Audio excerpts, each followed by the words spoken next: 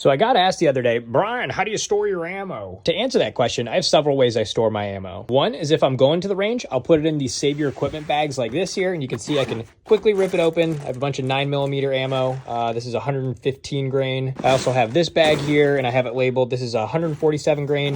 Very accessible, ready for any range trip at any notice. But then for kind of my long-term storage, I use these. These are actually from Harbor Freight. And then obviously I deck it out with all the cool stickers on the outside.